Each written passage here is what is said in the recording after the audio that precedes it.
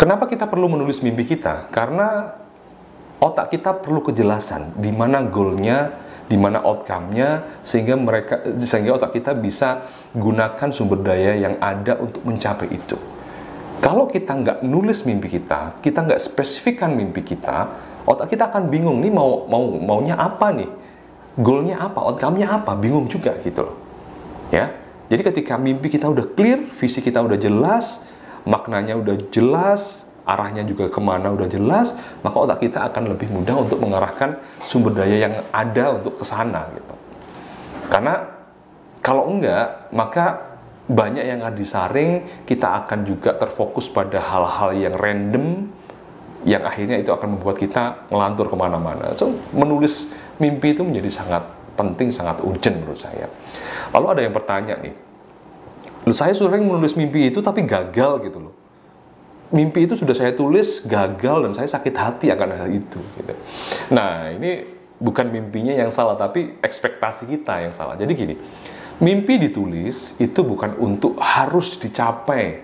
Mimpi ditulis bukan untuk pokoknya harus terwujud. Nah, ini berarti kita jadi apa ya? Jadi asisten Tuhan gitu ya. Harus terwujud. Enggak begitu. Jadi mimpi ini ditulis spesifik, detail, ada tanggalnya, jelas, agar kita bisa menyusun rencana untuk mencapai mimpi itu. Rencananya apa? Sehingga dalam hari per hari kita bisa melakukan, kita bisa mengeksekusi usaha-usaha kita untuk mencapai mimpi. Nah, kalau kita sudah mengeksekusi, kita sudah melakukan hal-hal yang diperlukan, kita kan sudah bergerak tuh. Kita sudah bergerak, kita sudah melangkah. Ya kan? Jadi mimpi itu ditulis detail bukan untuk pokoknya harus dicapai, bukan. Tapi agar kita cepat memulai langkah-langkah itu dan kita akhirnya ada progres kan kalau kita memulai. Nah, perkara nanti dikabulkan atau enggak itu urusan Allah, urusan Tuhan.